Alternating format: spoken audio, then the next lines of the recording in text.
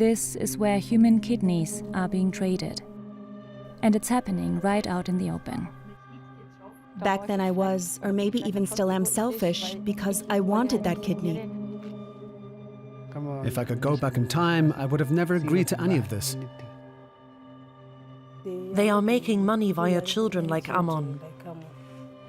For a fact, this is organized crime. Why has Eldoret in Kenya become an international hotspot for organ trafficking?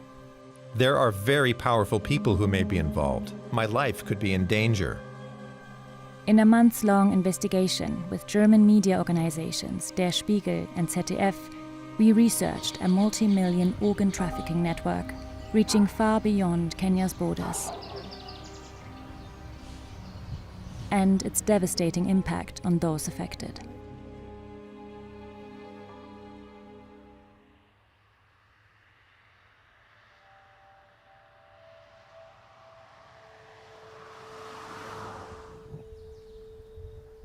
This is Amon Kipruto Meli, 22 years old, from a village in western Kenya.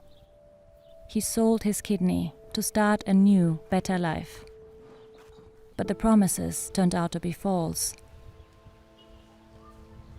Like many young Kenyans, he struggled to find steady income, moving from one job to the next, until one day a friend told him about a quick and easy way to earn a lot of money. He told me selling your kidney was a great deal. I used to refuse over and over again. But then one day I finally agreed to it. Then he put me in contact with them. Amon was promised $6,000 for his kidney, a lot of money in a country where the average monthly income is only around $500. A middleman took him to Mediheal Hospital in Eldoret, where he was received by a team of Indian doctors, Amon says. But he was still worried about potential health risks. They did not explain anything to me. The one who had taken me pointed at people around us and said, "Look, they all donated and they are okay. They are even going back to work." They took blood and tissue tests from Amon. Then he met the person who was supposed to receive his kidney, an elderly Somali woman, Amon says. Then 2 doctors asked him to sign documents in English that he didn't understand.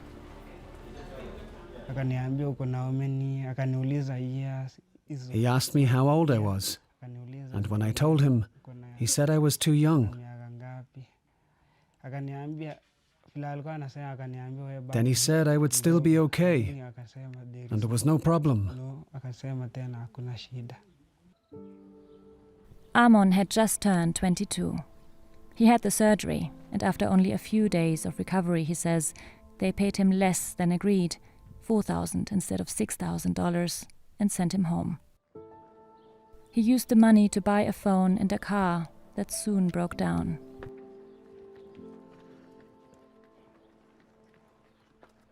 Shortly after, he started to feel miserable. He wasn't eating, felt dizzy, and had pains in his lower abdomen. He fainted, so I decided to rush him to hospital. There, doctors told her Amon was missing one of his kidneys. She was shocked to learn he had sold it. They are making money. They are making money through young children like me. They didn't console me. I found only the child when he fainted. That is where I found that he does not have one kidney. She reported the incident to the police. We will later meet the investigator working on organ trafficking cases in Eldoret. In the town of Oyugis, a 180-kilometer drive away, Willis Okumu has been trying to find out what's behind the rumors of young men selling their kidneys. He's done research for a project implemented by Interpol and spoke with some of these young men.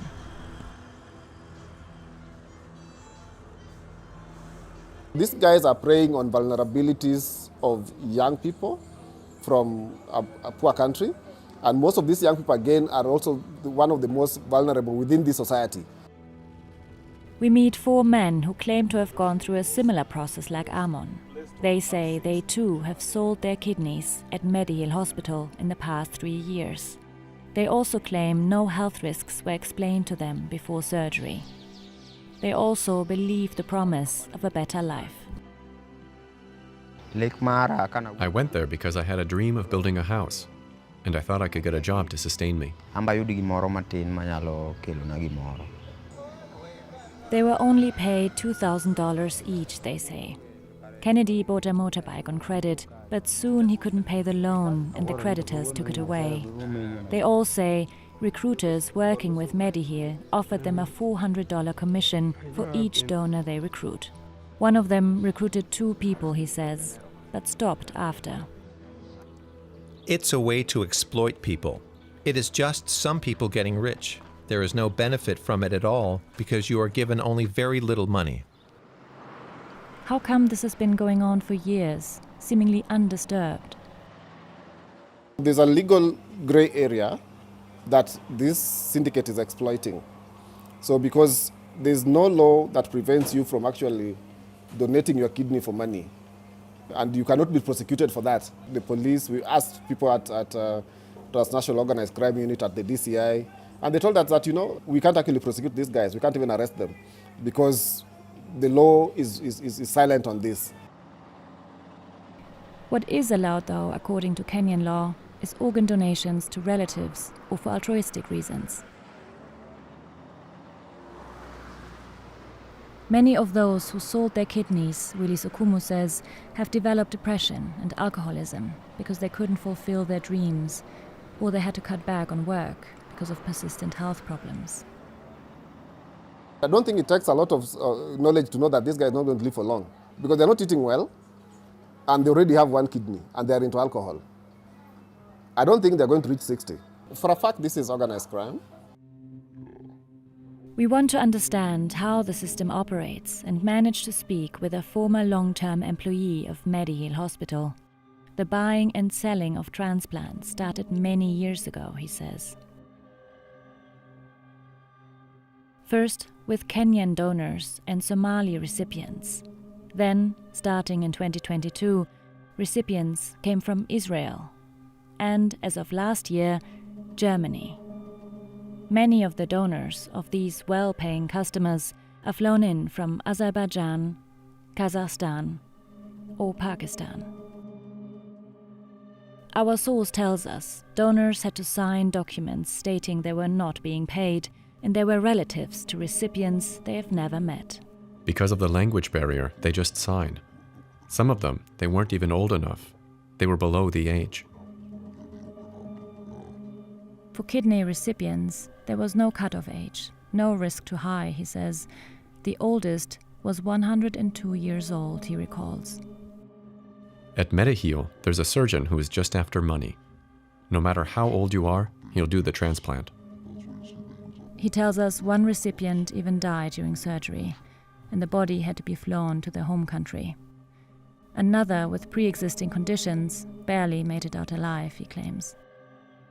Ever since the switch from Somali recipients to Israelis and Germans, business has been booming, he says. Each recipient pays $200,000 for a kidney, he says. A person called Robert, working for the agency MedLead, oversees this part of the network. We have a chain from Robert to Kenya. Robert is dealing with Israel, Pakistan, and now Germany. Robert finds the recipient and the donors. They don't come from Israel, and some even come from Pakistan.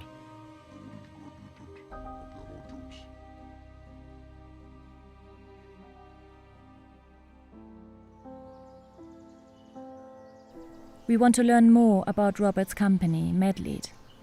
On its website it reads, "Restart your life," and more than 1,000 successful kidney transplants. It promises a transplantation in only 30 days, and it also says everything is done according to organ donation law, and promises the donors are altruistic and found via organ donation organizations. We also find Medley Germany's Facebook page, where they post testimonial videos of their clients. We click on the most recent video.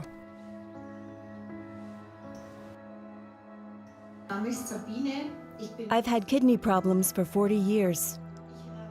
I happened to find MedLead while on the internet, and I decided to have a second transplant abroad. It all went wonderfully, and I can't recommend it enough. Reporters with Der Spiegel and ZDF, who we collaborated with for this investigation, traveled to her home in Gunzenhausen, Germany, to meet her. She shows them local newspaper articles that had published her moving story. Ever since she was 16, she's been suffering from a kidney disease and later needed dialysis until she received her first new kidney at age 25. For 30 years, she lived a normal life. But then 4 years ago, her body started rejecting the kidney. Desperately, the now 58-year-old started looking for a second one. Her husband didn't match, and her son was considered too young at 22. The waiting list in Germany is long. It can take 8 to 10 years to receive a kidney. Why does it take so long? There's a high demand for organs in Germany, with relatively few donors each year. If you don't have a relative or close friend who's willing to donate, then you have to wait for someone to die who has agreed beforehand to donate their organs, with an organ donation ID card, for example. Those who have not voiced or documented their agreement are not considered for organ donation. This is also the case in India and Pakistan, for example, as well as other countries shown here in red. But for the countries in blue, the opposite is the case. Unless people have not explicitly voiced or documented their unwillingness to donate, they will be considered for donation after death.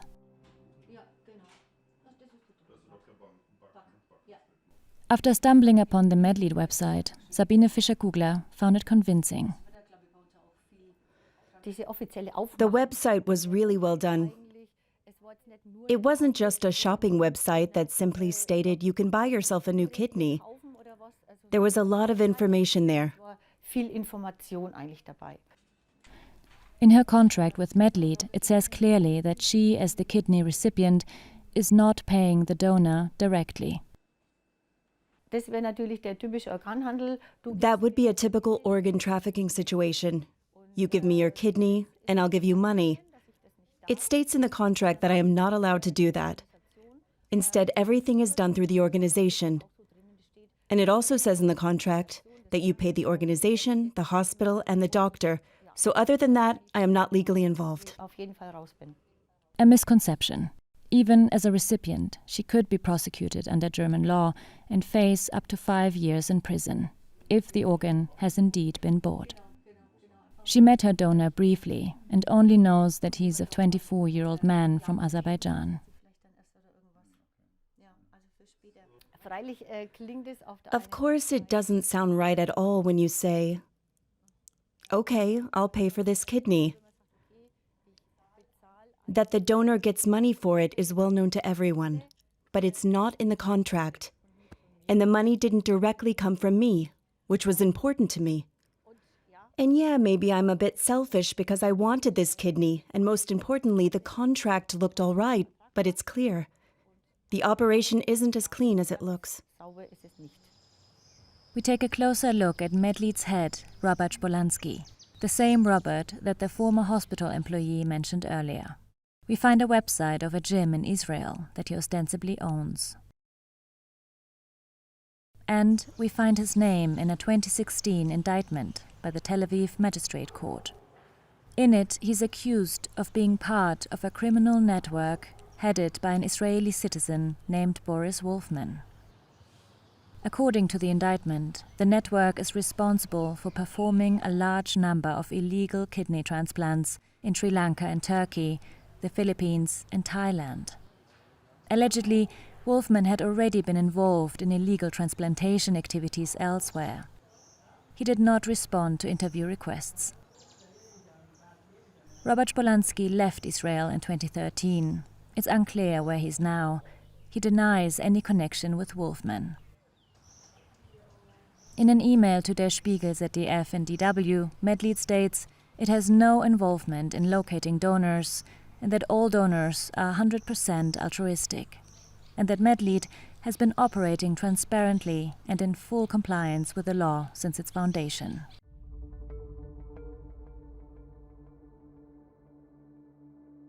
According to our research, before and after the kidney transplant, Medlead's patients are staying at the Ika Hotel in Eldoret. The following has been filmed with a hidden camera.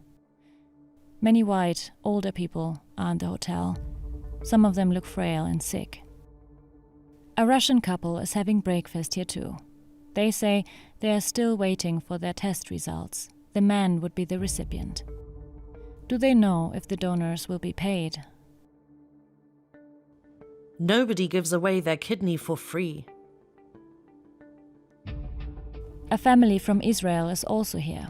They came all the way so that their daughter could receive a new kidney here. It's really perfect. They have a success rate of 98%. They also are here because of Medlead, they say. Medlead, it's called. Medlead. It's a company that's sitting in Turkey or London. The next day. At this clinic, Mediheal patients are supposedly receiving dialysis this morning. A 72-year-old man from Israel says he's waiting for his kidney transplant. you don't know who your donor is going to be. It's a little fishy. You're not supposed to pay, but you pay. So sometimes you have to sign that it's all fine. But it's not.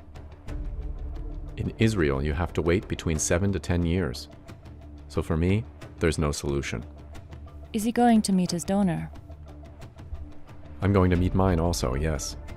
And the story is that it's an old cousin of mine that somehow came to be in East Africa at the same time as me. Something like this.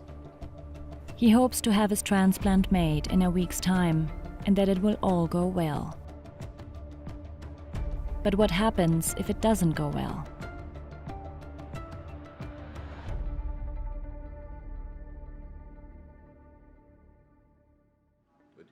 Dr. Jonathan Waller has treated several patients who came back from having a kidney transplant at Mediheal Hospital. He heads the Kenya Renal Association, an umbrella group of kidney specialists.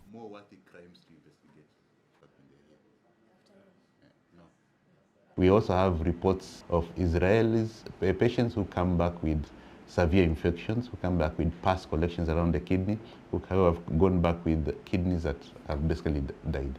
Together with international advocacy groups for transplants, Dr. Waller has called Kenya's health ministry to action. And it seemed to work. A 2023 fact-finding mission conducted by the Kenya Blood Transfusion and Transplant Service into Mediheal found recipients and donors were indeed, in many cases, not related. Transplants were conducted despite poor matching results. High-risk transplants were conducted, including cancer and extreme ages. Of note, all foreign surgeries on both donor and recipient were cash transactions.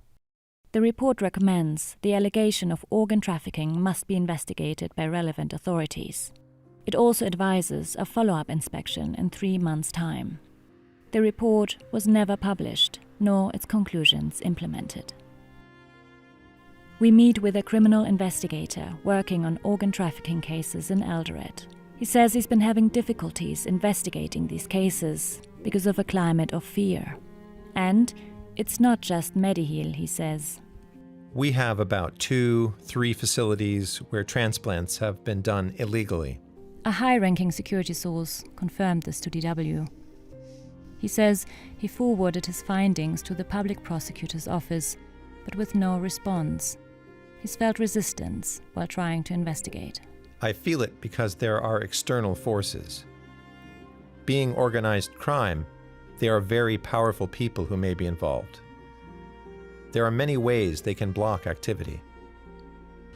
What would happen if he tried to expose them? My life would be in danger. I need to be very cautious. Looking at the scale of this business, Does it go up to the top? Yeah. So what's behind this? Several of our sources allege the multi-million-dollar business is being protected by people in high government positions. The founder and chairman of the Mediheal Group is Swarup Mishra. He's a former MP and is said to have good relations with Kenya's President William Ruto. Despite persistent organ trafficking accusations, the president appointed him as the chairman of the Kenya Biovax Vaccine Institute. In this role, he represents Kenya as a contact person for the WHO and foreign government officials. Mishra did not respond to repeated interview requests and left a list of questions unanswered. Back to Amon, the donor, and his mother. Leah Metto never heard back from the police after reporting that her son Amon had sold his kidney.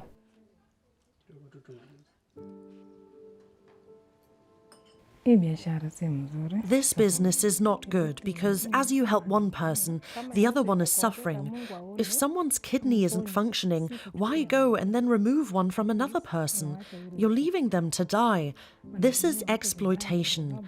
When I found out that my son was sick, if I had not taken him to the hospital, he would have died. Even though he's only 22, Amon is not able to lift heavy objects or do any physical labor. His mother struggles financially to care for him and pay his sister's school fees. She worries about what will happen when she gets older. She had already prepared a job application for Amon. He was supposed to travel to Egypt. His reference letter was just written days before the surgery. I feel terrible. Right now, I feel like I hate myself.